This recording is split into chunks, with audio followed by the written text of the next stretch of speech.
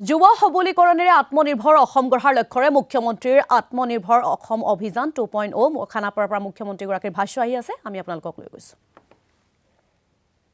এই আঁচনিখনৰ জৰিয়তে আমি বৃত্তিগত স্নাতকসকলক 5 লাখ টকা আৰু সাধাৰণ স্নাতক বা সাধাৰণ শিক্ষা লাভ কৰা সকলক আমি 2 লাখ টকা কৰি আগবঢ়াওঁ। এই 2 লাখ টকাৰ 1 লাখ টকা উভতাই দিব নালাগে আৰু 1 লাখ টকাও বিনা সুত উইদাউট ইণ্টাৰেষ্ট অহা 5 বছৰৰ ভিতৰত লাহে লাহে ঘূৰাই দিব লাগে। আমি প্ৰথমবাৰ 25,000 যুৱকক এই আঁচনিৰ দ্বাৰা সুবিধা দিছিলোঁ। আজি CM AAA 2.0 যাৰ দ্বাৰা 75,000 যুৱক যুৱতীক আমি 2 লাখ টকাকৈ আগবঢ়াম। তাৰ আজি আৰম্ভণি হ'ল 9 তাৰিখে ডিব্ৰুগড়ত আছে। এনেকৈ এই মাহৰ ভিতৰতে আমি এখনকৈ মিটিং কৰি আমি সকলো যুৱক যুৱতীক পুঁজি বিতৰণ কৰিম।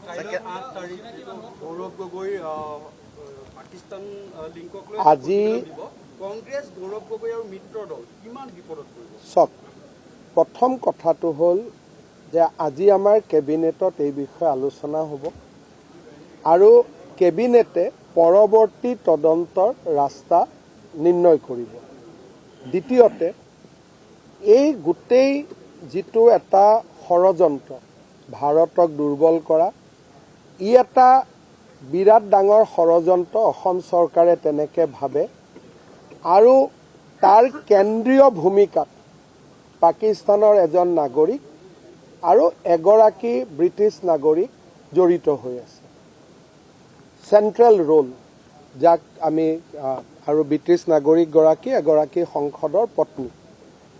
এই যিটো তদন্ত এই তদন্ত আৰু বহুত আগবাঢ়িব এবাৰ চেণ্ট্ৰেল গভৰ্ণমেণ্টৰ ওচৰত পালে, কাৰণ আমাৰ ই এটা সীমিত কিন্তু সীমিতভাৱেই যিমানখিনি আমি গোট খুৱাইছোঁ সেইখিনিয়ে যথেষ্ট গুৰুতৰ আৰু যেতিয়া ই আগবাঢ়ি যাব NIA বা আমাৰ IB বা CBI যেতিয়া ইয়াক হাতত ল'ব মই ভাবোঁ যে ই আৰু বহুত দূৰ আগুৱাই যাব। এতিয়াতো আমি যিখিনি কৰিছোঁ মই ভাবোঁ 10%, 90% ওলাবৰ কাৰণে বাকী আছে। চাওক মোৰ দলটো এইটো কোনো পলিটিক্স নহয়, এইটো ৰাষ্ট্ৰীয় সুৰক্ষাৰ কাৰণে আমি কৰা এটা তদন্ত। মই ভাবোঁ যে ইয়াৰ পৰা পলিটিক্সত কিবা ইম্পেক্ট পৰিব নপৰিব সেইটো গৌণ। ৰাষ্ট্ৰৰ সুৰক্ষাটোৱে হৈছে মুখ্য, গতিকে ৰাষ্ট্ৰৰ সুৰক্ষাৰ কাৰণে আমি কাম কৰিছোঁ। গৌৰৱ গগৈ ডাঙৰীয়াৰ 2-4টা বক্তব্য যেনেকৈ আপোনালোকৰ লোকেল TV চেনেলবিলাকত তেওঁ ইণ্টাৰভিউ দিছিল এটা সময়ত, যিমানবিলাক তথ্য দিছিলে গোটেই তথ্যবিলাক ভুল। যেনেকৈ মই দেখিছিলোঁ প্ৰশান্ত ৰাজগুৰুক তেওঁ এটা ইণ্টাৰভিউ দিছিলে, তাতে তেওঁ কি কৈছিলে যে মোৰ ল'ৰাৰ নাগৰিকত্ব ক'ভিডৰ সময়ত মই পৰিৱৰ্তন কৰিছিলোঁ, কিন্তু এতিয়া আমাৰ হাতত পৰা ডেটাই প্ৰমাণ কৰে যে তেওঁ নাগৰিকত্ব 2022ত পৰিৱৰ্তন কৰিছিল, তাৰমানে ক'ভিডৰ বহু পিছত। গতিকে মই যোৱাকালি আমি এনালাইচিছ কৰিছিলোঁ যে অসমৰ টিভিবিলাকত তেওঁ দিয়া ডিফেন্সত যিবিলাক ইণ্টাৰভিউ আছিলে সকলোতে তেওঁ ভুল তথ্যই দি থৈ গৈছে। এতিয়া যদি চেনেলবিলাকে ভাবে যে ভুল তথ্যবিলাক আমি উদগাম হয়তো কংগ্ৰেছৰ অসুবিধা হ'ব, কিন্তু বোলে চেনেলবিলাকে যদি ভাবে যে ডাঙৰ মানুহৰ ল'ৰা পাপ কৰিলেও আমি একো নকওঁ বেলেগ কথা, এইটো আপোনালোকৰ ওপৰত ডিপেণ্ড কৰিব। মুখ্যমন্ত্ৰীজী আছাদুদ্দিন আৱেছিনে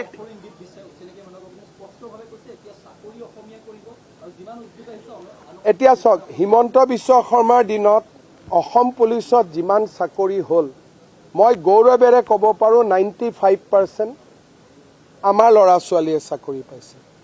ADREত যিমান চাকৰি হ'ল মই গৌৰৱেৰে সৈতে ক'ব পাৰোঁ 92% আমাৰ ল'ৰা ছোৱালীয়ে চাকৰি পাইছে।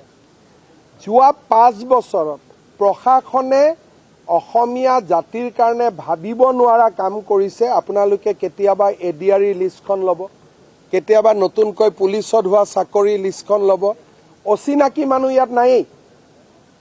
এনেকুৱা কাম সাহসেৰে কোনো চৰকাৰে আগত কৰিব পৰা নাছিল। আজিও আমি ইয়াত লোন দিছোঁ, অচিনাকি মানুহ 5,000ৰ ভিতৰত 200। সাহসেৰে জাতিটোৰ কাৰণে কাম কৰা এইখনেই প্ৰথম চৰকাৰ যোনে একো ভয়ে নকৰে কৰিছোঁ मुख्यमंत्री जी असदुद्दीन अवैसी ने एक टिप्पणी की है कि आप कौन है वो? अवैसी ₹2 दे देना ले लेगा ₹2 भी तो रुपया ही है वो भी दे दीजिए ना असम का डेवलपमेंट के लिए काम आएगा लेकिन कहाँ दिया है मेरा पास आएगा वो पैसा क्या बोला है कि हिमंत विश्व शर्मा को ₹2 दूंगा देना चाहते तो मैं तो लेने के लिए मैं तैयार हूँ लेकिन जाने में तो खर्चा ज्यादा लग जाएगा मेरा तो इसीलिए मेरा पास आके वो दे के जाए मैं ले लूंगा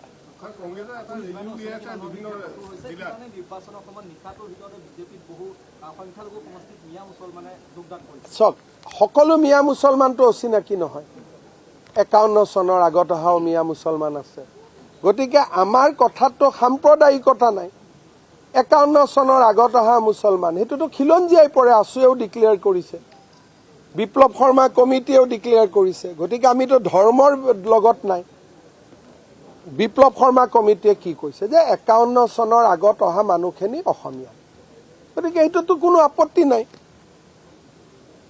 গতিকে যদি 71ৰ পিছত অহা মানুহ ইমান গালি গালাজ খায়ো বিজেপিত জইন কৰে আপুনি কি কৰিব আৰু মইতো জইন কৰিব কোৱা নাই কিন্তু আমাৰ ফোন নম্বৰ আছে ফোন দিলে মেম্বাৰ হৈ যায় কিন্তু সকলো মিয়া মুছলমানটো অচিনাকি নহয় তাতোতো বিপ্লৱ শৰ্মা কমিটিয়েটো এটা কৈ গৈছে গতিকে মই পুৰা আইনৰ গণ্ডিৰ ভিতৰতে কওঁ যি কওঁ আইনৰ গণ্ডিৰ বাহিৰত মই নাযাওঁ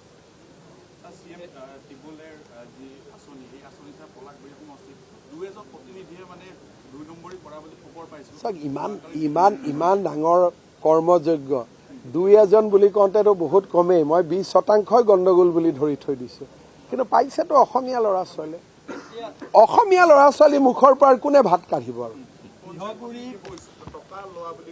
চক কৰবাত 500-1000 টকা ললে বুলি অভিযোগ দিছে এটা সেইটো অভিযোগৰ তদন্ত কৰিলে গোটেই স্কিমটোৱে বন্ধ হৈ যাব এইটো এটা অসমীয়াৰ বিৰুদ্ধে ষড়যন্ত্ৰ বুলিওতো আমি ভাবিব পাৰো যেহেতু এই স্কিমটোৰ বেনিফিচিয়াৰী 99% অসমীয়া গতিকে স্কিমটোক বদনামী কৰাৰোতো এটা ষড়যন্ত্ৰ হ'ব পাৰে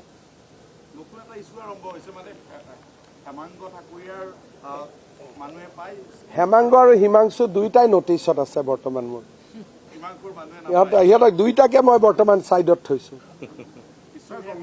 নাই এতিয়া দুইটাই মোৰ নটিছত আছে নাই এতিয়া সিহঁত দুইটাই বৰ্তমান বাহিৰত আছে থাৰ্ড কেণ্ডিডেট কৰাৰ চিন্তাত আছো Today, Assam government has initiated another landmark scheme. It's called Chief Minister Atmanirbhar Assam Asani. We are following the footstep of Prime Minister Atmanirbhar Bharat. We are making a small scheme called Atmanirbhar Assam. Under this scheme, 1 lakh youth will be given ₹2 lakhs to start small business. Eventually, they will be connected with the PM Mudra and other national flagship scheme.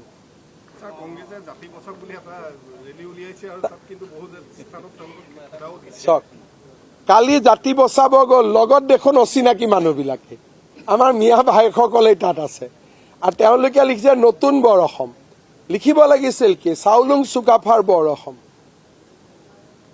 গতিকে গোটেই কথাটো তেওঁলোকে openly declare কৰিছে যে আমি নতুন অসম বনাম চুকাফাৰ অসমখন নহয় তাৰ পিছত আৰু তেওঁলোক লগত কোন আছে আপোনালোকে নাম এড্ৰেছ ল'ব আৰু তেওঁলোকৰ ঘটনাও কেনেকুৱা কালি নগাঁৱৰ এখন হোটেলত 60 প্লেট ভাতৰ অৰ্ডাৰ দিছে নেতা কেইজনৰ কাৰণে চিকেন ৰাইচ 30 প্লেট আৰু বুথৰ মানুহখিনিৰ কাৰণে দিছে ভেজিটেবল 30খন প্লেট আপোনালোকে নগাঁৱৰ বাইপাছত দোকানখন আছে খবৰ কৰিব 60 প্লেটৰ অৰ্ডাৰ নেতাৰ কাৰণে 30 প্লেট উইথ চিকেন আৰু নেতাকে নোহোৱা কেইজনৰ কাৰণে ভেজিটেবল এইটো হল কংগ্ৰেছৰ দেখিলে বেয়া লাগে কংগ্ৰেছক ময়ো কংগ্ৰেছত আছিলো ইমান তলত কংগ্ৰেছটো লৈ গ'ল এখন বাছত উঠি ঘূৰি ফুৰিছে না পিছত মানুহ না আগত সম্বৰ্ধনা জনোৱা মানুহ না জিন্দাবাদ দিয়া মানুহ বাছখনত উঠি 10 জন মানুহে পিকনিক খোৱা টাইপ ঘূৰি আছে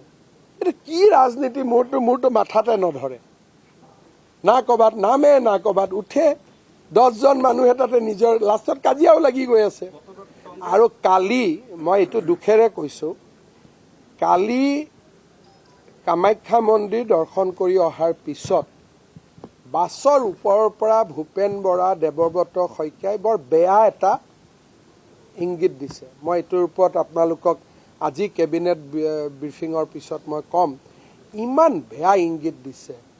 তাৰমানে অসমীয়া মহিলা ছোৱালীসকলক লক্ষ্য কৰি দুইজনে ইমান বেয়া ইংগিত দিছে। পাৰ্টীয়ে যদি তেওঁলোকক এক্সপেল নকৰে, মইতো ভাবোঁ অসমীয়া মানুহৰ তাত তেওঁলোক সোমাব নোৱাৰিব। অসমীয়া নহয়, কাৰোতে সোমাব নোৱাৰিব, কাৰণ মহিলাৰতো আৰু কোনো জাতি নাই। ইমান আপোনালোক টিভিসকলে এইটো দেখুওৱা নাই। আজি দিল্লীৰ পৰা মোক কাটিংটো পঠাই দিছে এজন সাধাৰণ মানুহে, যে আসাম মে এছে ভি হোতে। কোনোবা হপাই মহিলাই তেওঁলোকক কিবা কৈছিলে যে ভোট নিদিওঁ বা কিবা তলৰ পৰা হয়তো চিঞৰিছিলে, তাৰ উত্তৰত তেওঁলোকে যিটো ইংগিত দিছে, ভাবিব নোৱাৰা বেয়া ইংগিত। আৰু আপোনালোকে কিয় সেইটো টিভিটো চলোৱা নাই, পৰ্টেলতো চলোৱা নাই মই নাজানো, বা আপোনালোকৰ নজৰতে পৰা নাই নেকি। ইমান বেয়া বিভৎস ঘৃণনীয় ইংগিত দিছে, ভাবিব নোৱাৰি।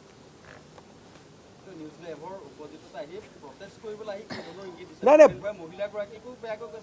মহিলাগৰাকীয়ে কিবা কৈছে, আৰু যিটো ইংগিত, এইটো মানে মইতো কল্পনাও কৰিব নোৱাৰো যে লিডাৰ অফ অপজিশ্যন, দলৰ প্ৰাক্তন সভাপতি এগৰাকী, তাৰ আকৌ ওপৰত মীৰা বৰঠাকুৰ বহি আছে, লগত আছে, ইমান বেয়া, মানে ইমান তলত গৈছে, ভাবিবই নোৱাৰি।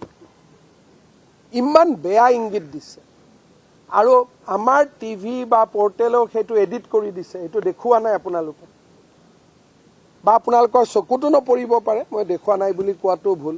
আজি দিল্লীৰ পৰা মোক এজন খুব এডুকেশ্যনিষ্টে পঠাই দিছে, কি ইয়ে কিয়া হৈ ৰে,